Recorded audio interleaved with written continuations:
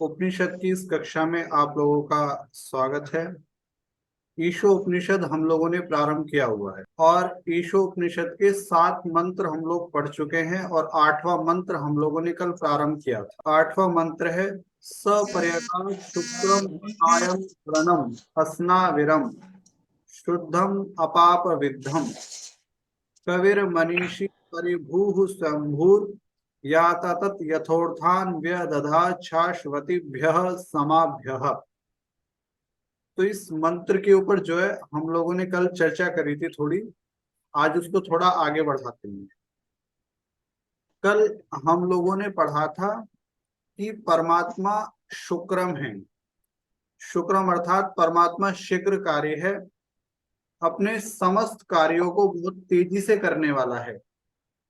दूसरा हमने पढ़ा था सर्वशक्तिमान, यानी परमात्मा को अपने कार्य करने के लिए किसी अन्य की आवश्यकता नहीं है। चाहे सृष्टि का निर्माण करना हो, सृष्टि के अंदर जितने मनुष्य हैं सभी का पालन करना हो, या फिर सृष्टि का संहार करना हो, सभी जीवों के उनके कर्मों के अनुसार फल देने हो, ये सभी कार्य जो है परमात्मा बिना किसी सहयोग के करता है। उसके बाद हम लोगों ने पढ़ा था अकायम। अकायम शब्द का अर्थ होता है कि परमात्मा जो है स्थूल सूक्ष्म और कारण शरीर रहित है। अपनी बात को आगे बढ़ाने के लिए और समझाने के लिए जो है मैं आपको एक कथा सुनाता हूँ। हम सभी ने जो है महात्मा बुद्ध के बारे में सुना है, महात्मा बुद्ध के बारे में जाना है। तो बुद्ध के बुद्ध बनने से पहले की जो कहानी है वो बड़ी ही अलग है। ऐसा कहते हैं कि जब महात्मा बुद्ध की, या मैं कहूँ तो सिद्धार्थ की बहुत अधिक आयु नहीं थी, तो उस समय कुछ ऐसी भविष्यवाणी करी गई थी उस समय के जो पंडित थे उनके द्वारा, कि यह बच्चा जो है बहुत बड़ा राजा बनेगा, या फिर ये बच्चा जो है बहुत बड़ा सन्यासी बनेगा। ऐसी भविष्यवाणी करी गई थी बुद्ध के बारे में। देखो, जो राजा होता है और जो सन्यासी होता है, मैं कहूँ सम्राट और सन्यासी, दोनों का प्रारंभ तो होता है स से। स से सम्राट बनता है और सा से बनता है सन्यासी। लेकिन दोनों के रास्ते बिल्कुल अलग हैं। एक सम्राट, सम्राट का उद्देश्य क्या होता है कि वो इस संसार को जीत ले, इस संसार में अधिक से अधिक पदार्थों को इकट्ठा करे, संसार के अंदर जितने पदार्थ है उनका भोग करे। जबकि सन्यास का मार्ग बिल्कुल अलग होता है। सन्यासी इस संसार में रहता हुआ भी, इस संसार के पदार्थों का उपयोग करता हुआ भी, इस संसार के पदार्थों में लिप्त नहीं होता। यानी जो पहले मंत्र में कहा गया था, नहीं, तेन त्यक्तेन भुंजिता, यानी सन्यासी संसार के पदार्थों का त्याग पूर्वक उपभोग करता है। अब जब सिद्धार्थ के बारे में भविष्यवाणी करी गई कि या तो ये बहुत बड़ा सम्राट बनेगा या फिर ये बहुत बड़ा सन्यासी बनेगा, तो सिद्धार्थ के जो पिता थे उन्होंने शुरू से ऐसी व्यवस्था करी कि उसको भोग विलास के अंदर डालने की कोशिश करी गई। उसके आसपास जो है हमेशा युवा ही स्त्री पुरुष रहते थे। चारों ओर जो है हमेशा एक सजावट ही रहती थी। कम आयु में ही जो है सिद्धार्थ का विवाह कर दिया गया। तो एक बार की घटना ऐसी हुई कि वो अपने सारथी के साथ में घूमने के लिए जा रहे थे कपिल वस्तु के अंदर। तो घटना कहती है कि उन्हें सबसे पहले रास्ते के अंदर जो है एक व्यक्ति मिला जो कि किसी बीमारी से पीड़ित था, और बीमारी से पीड़ित होने के कारण उसको दर्द जब हो रहा था तो वो कर्रा रहा। अब जब सिद्धार्थ ने उसको ऐसा देखा तो उसने अपने सारथी से कहा, सारथी, इस व्यक्ति को क्या हुआ है? सारथी ने कहा कि महाराज ये रोगी है और रोग के कारण जो है इसको पीड़ा हो रही है, इस कारण से जो है इसके मुंह से आह की आवाज निकल रही है। तब बुद्ध ने, या कहूं सिद्धार्थ ने, प्रश्न किया सारथी से कि जैसे ये रोगी है क्या मुझे भी रोग होगा? तब सारथी कहता है कि देखो महाराज, ये शरीर है और शरीर के साथ तो रोग हमेशा लगे रहते हैं। तो जैसे ये व्यक्ति रोग से पीड़ित है, ऐसे कभी ना कभी जो है आपको भी और सभी को रोग होगा। तो सिद्धार्थ को बड़ा झटका लगा, क्योंकि उनसे पहले उन्होंने आज तक कोई रोगी व्यक्ति देखा ही नहीं था। पिता ने ऐसी व्यवस्था करी थी कि इसको कोई रोगी दिखाई ना दे। अब हुआ क्या, जब वो थोड़े आगे चले तो उन्होंने देखा कि एक व्यक्ति जो है कमर झुकाए हुए, जिसके चेहरे पे सारी झुर्रियां पड़ी हुई थी, वो जा रहा है रास्ते में। तो सिद्धार्थ ने कहा, सारथी इसको क्या हुआ है? सारथी ने कहा, महाराज ये बूढ़ा है, ये वृद्ध हो चुका है, और वृद्ध होने के कारण जो है इसकी कमर मुड़ चुकी है और इसके चेहरे पर झुर्रियां पड़ चुकी हैं। तो सिद्धार्थ ने कहा, क्या हम भी बूढ़े होंगे? सारथी ने कहा, महाराज ये तो नियम है कि जैसे कल आप बच्चे थे, आज आप युवा हो, तो कल को आप भी वृद्ध हो जाओगे। सिद्धार्थ के जीवन में दूसरा झटका था। अब जब वो थोड़े और आगे चले तो उन्होंने देखा कि एक व्यक्ति जो है वो लेटा हुआ है और उसके चारों ओर जो है लोग रो रहे हैं। तो सिद्धार्थ ने कहा अपने सारथी से कि इसको क्या हुआ है?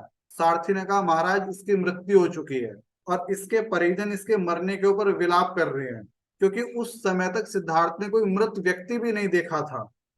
नहीं कोई रोगी देखा था, नहीं कोई वृद्ध व्यक्ति देखा था, और नहीं कोई मृत व्यक्ति देखा था। अब सिद्धार्थ ने उससे प्रश्न किया बड़े बेचैन होके कि क्या मेरी भी मृत्यु होगी? तब सारथी ने कहा, महाराज अटल नियम है, इस संसार में जो भी व्यक्ति आया है, जिसने भी इस शरीर को धारण किया है, एक ना एक दिन वो इस शरीर को छोड़ के चला ही जाएगा, क्योंकि इस शरीर की एक आयु है। जब शरीर की आयु पूरी हो जाएगी तो वो इसको छोड़ के चला जाएगा। इस घटना ने सिद्धार्थ के ऊपर इतना प्रभाव डाला कि उन्हें लगा कि मुझे इन चीजों से बचना चाहिए। जैसे कि ऋषि दयानंद के जीवन में घटना आती है। ऋषि दयानंद ने भी यही विचार किया कि मुझे मृत्यु से बचना है, यानी मुझे सच्चे शिव की खोज करनी है। तो सिद्धार्थ भी जो है इसी मार्ग पर निकल गए। तो यहां हमने क्या देखा कि यदि आपके पास शरीर है, जैसे कि मेरे पास में भी आपके पास में भी है, तो ये शरीर रोगी होगा और होता रहता है। जितने भी मेरे साथ जुड़े हुए हैं, हम में से ऐसा कोई भी नहीं होगा कि जो कभी बीमार ना हुआ हो। दूसरा, बुढ़ापा भी आता है। आज मेरी जितनी आयु है, आज से 10 साल पहले उतनी नहीं थी। आप सब लोग मेरे साथ में जुड़े हुए हो। नरेंद्र जी हैं, राजेंद्र जी हैं, अरविंद जी हैं। आप में से किसी की आयु 40 की होगी, किसी की 45 की, किसी की 50 की। क्या आपको लगता है 20 साल 30 साल पहले भी ऐसे ही होंगे आप? तब शरीर के ऊपर कुछ अलग ही चीज होगी, कुछ एक युवावस्था होगी, यानी ये शरीर भी बूढ़ा होगा। और तीसरा क्या है, वो हम सभी जानते हैं कि इस संसार में ऐसा कोई नहीं है जिसकी मृत्यु ना हुई हो। बल्कि मैं तो ये कहता हूं कि इस संसार में जितने मनुष्य आज तक हैं, उससे ज्यादा तो जा चुके हैं जितने वर्तमान में हैं। तो इस मंत्र में, अब मैं मंत्र के ऊपर आता हूं, तो मंत्र में क्या कहा है, परमात्मा अकायम है, यानी परमात्मा के ना तो स्थूल शरीर है, ना ही सूक्ष्म शरीर है, और ना ही कारण शरीर है। स्थूल शरीर है जो कि हमारा है या फिर आपका है, जिसको हम लोग प्रत्यक्ष देख पा रहे हैं, जिसके अंदर हाथ हैं, चेहरा है, नाक है, आंखें हैं, ये सभी है स्थूल शरीर। तो परमात्मा का ऐसा कोई स्थूल शरीर नहीं है। अब मैंने आपको एक घटना क्यों सुनाई, क्योंकि जो लोग ये कहते हैं कि परमात्मा अवतार लेता है, तो अवतार लेने के लिए परमात्मा को क्या धारण करना पड़ेगा? स्थूल शरीर। अब जो स्थूल शरीर धारण करेगा, देखो वो रोगी भी होगा, वो बूढ़ा भी होगा, और एक दिन उसका शरीर भी छूट जाएगा। तो क्या आपको लगता है कि परमात्मा रोगी होता है, परमात्मा बूढ़ा होता है, या परमात्मा मर जाएगा? इसीलिए मैंने आपको ये दृष्टांत दिया है कि परमात्मा जो है उसका कोई भी स्थूल शरीर नहीं है, क्योंकि स्थूल शरीर होने पर उसके अंदर इतने सारे दोष आ जाएंगे। तो जो लोग अवतारवाद की बात करते हैं, वो कहीं ना कहीं परमात्मा के ऊपर दोष ही लगाते हैं, क्योंकि अवतार लेने से जो है परमात्मा की कोई महिमा नहीं बढ़ती, बल्कि अवतार लेने से जो है परमात्मा की महिमा और घट जाती है, क्योंकि वो बहुत सारे विकारों से ग्रसित हो जाता है। इसलिए जो अवतारवाद की मान्यता है कि परमात्मा अवतार लेता है, वो बिल्कुल ही झूठी है, बिल्कुल ही बेकार मान्यता है वो। क्योंकि उपनिषद आपसे कहता है कि परमात्मा है अकायम, यानी परमात्मा का कोई स्थूल शरीर नहीं है। अब स्थूल शरीर तो हो गया, अब दूसरा होता है सूक्ष्म शरीर। तो ऋषि दयानंद कहते हैं कि सूक्ष्म शरीर जो है वो 17 तत्वों से मिलकर बना होता है, जिसके अंदर होते हैं 5 प्राण, 5 ज्ञानेंद्रियां और 5 सूक्ष्म भूत। यानी 5 प्राण, 5 ज्ञानेंद्रियां, 5 सूक्ष्म भूत, कितने हो गए? 15। एक मन और एक बुद्धि, अब बताओ कितने हो गए? टोटल हो गए। 17।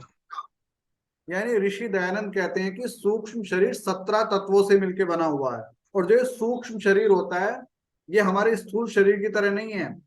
जैसे हमारा स्थूल शरीर जो है हर जन्म के साथ बनता है और हर जन्म के साथ चला जाता है, ऐसा सूक्ष्म शरीर नहीं होता। सूक्ष्म शरीर जो है वो दो प्रकार का होता है। एक तो होता है जो प्रकृति से मिलकर बना हुआ है, जिसको हम कहते हैं भौतिक, और दूसरा होता है अभौतिक। जो भौतिक सूक्ष्म शरीर है वो जब सृष्टि का प्रारंभ होता है और जब सृष्टि का अंत होता है वो तब तक रहेगा। देखो, स्थूल शरीर तो जो है, जो भी हमारी आयु है 100 साल, 70 साल, 80 साल, उतने तक रहता है केवल। लेकिन आपका जो सूक्ष्म शरीर है वो सृष्टि के प्रारंभ में मिलता है, और सृष्टि की जब तक प्रलय नहीं आती तब तक वो चलता रहता है। तो परमात्मा का इस प्रकार का कोई भौतिक सूक्ष्म शरीर भी नहीं है। न तो उसका कोई स्थूल शरीर है और न ही उसका कोई सूक्ष्म शरीर है। समझ में आ गया सूक्ष्म शरीर किसको कहा जाता है? अब तीसरा आता है कारण शरीर। अब कारण शरीर क्या होता है उसको समझ लेते हैं हम लोग। कारण शरीर को समझाने के लिए मैं आपसे कुछ पूछता हूँ। जिन लोगों ने जो है म्यूट नहीं किया हुआ है वो मुझे बताएंगे एक बार। मैं आपसे पूछता हूँ कि जैसे बोतल है मेरे हाथ में, किस चीज की बनी हुई है? बताएंगे एक बार जिन्होंने। प्लास्टिक की। प्लास्टिक की बनी हुई है बोतल, ठीक है। अच्छा, अब मैं आपसे पूछता हूँ, ये जो पेन है ये किस चीज का बना हुआ है? प्लास्टिक ही है। प्लास्टिक का जी। ये भी प्लास्टिक का बना हुआ है। अच्छा, अब मैं आपसे ये पूछता हूँ, ये जो चार्जर की बॉडी है किस चीज की बनी हुई है? प्लास्टिक। प्लास्टिक की जी। प्लास्टिक की बनी हुई है। यानी ये बोतल भी प्लास्टिक की है, ये भी प्लास्टिक की है, और ये जो पेन है इसके अंदर भी प्लास्टिक है। तो इस दृष्टि से देखा जाए तो तीनों चीजें किसकी बनी हुई है? प्लास्टिक से। प्लास्टिक से। ये तीनों चीजें प्लास्टिक की बनी हुई हैं। इसी तरह मेरा शरीर जो है, आपका शरीर जो है, नरेंद्र जी का शरीर जो है, अरविंद जी का जो है, हम सभी का जो शरीर है, चाहे स्थूल शरीर हो चाहे सूक्ष्म शरीर हो, वो किसका बना है? प्रकृति का। तो इस दृष्टि से देखा जाए तो हमारा सबका कारण शरीर क्या है? एक ही है, क्योंकि सभी के कारण, सभी के शरीर में है तो वो प्रकृति ही। तो कारण शरीर कहते हैं जो प्रकृति का बना होता है और जो सभी के लिए एक होता है।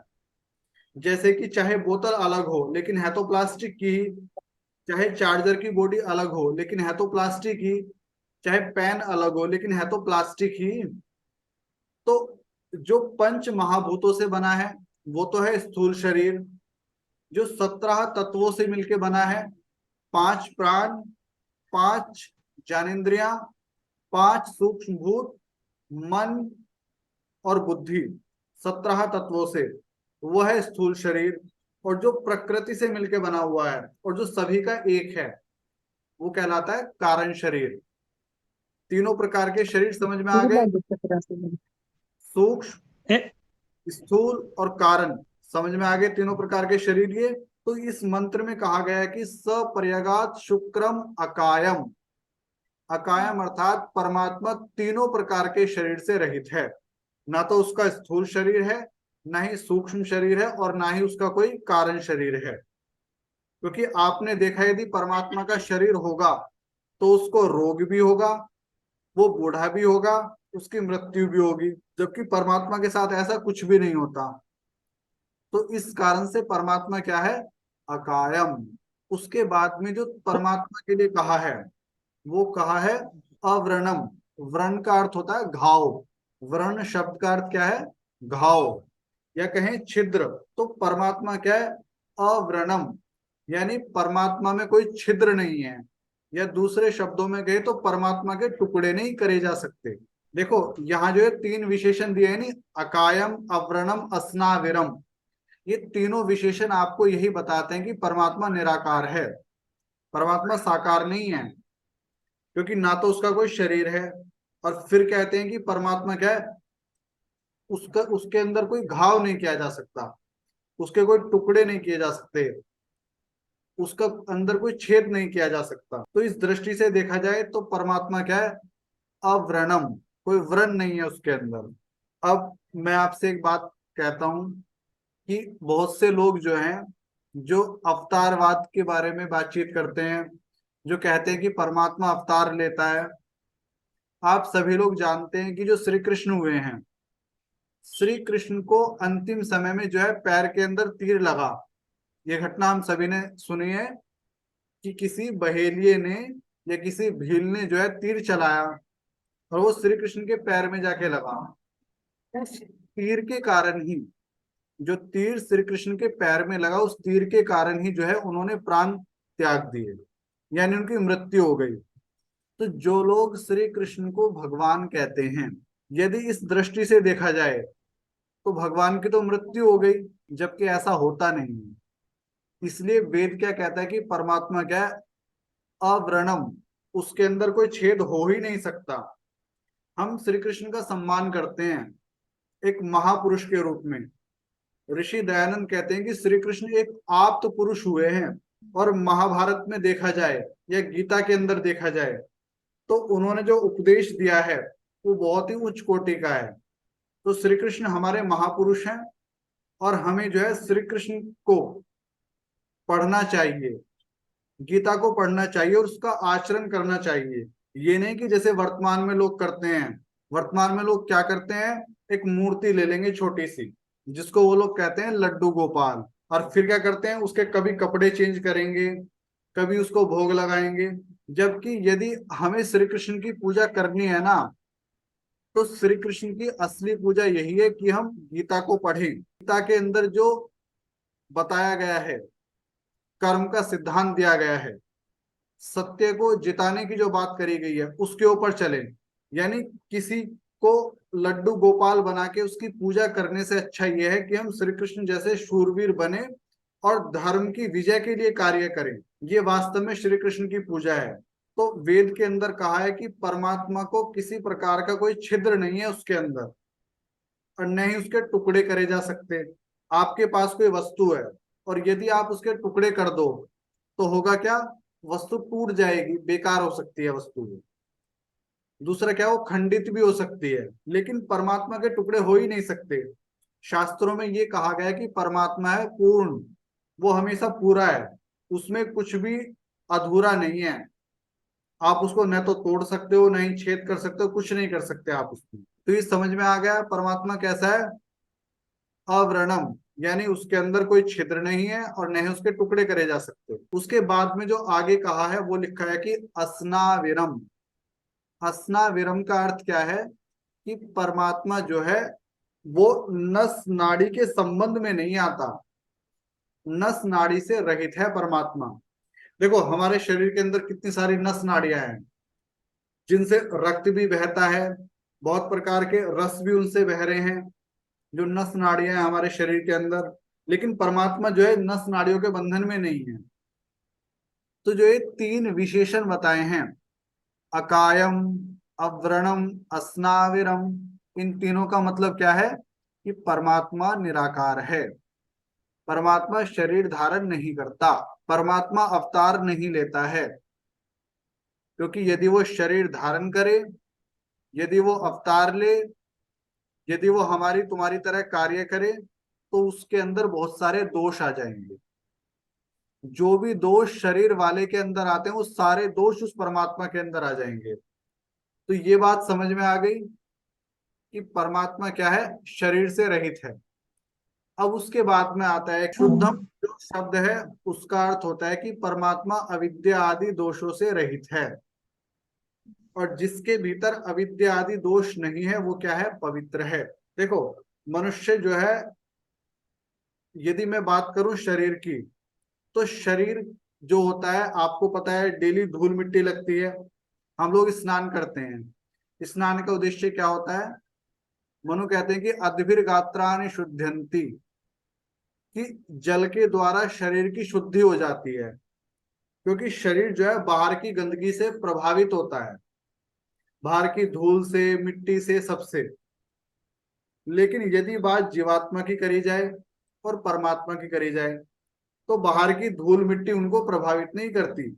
मैं यदि खाली जीवात्मा को लूं, तो जीवात्मा भी शुद्ध है, जीवात्मा भी जान वाला है, लेकिन उसके अंदर अविद्या रूपी दोष आ जाता है कई बार। अविद्या का अर्थ क्या होता है? विपरीत ज्ञान। अविद्या का अर्थ क्या होता है? उल्टा ज्ञान।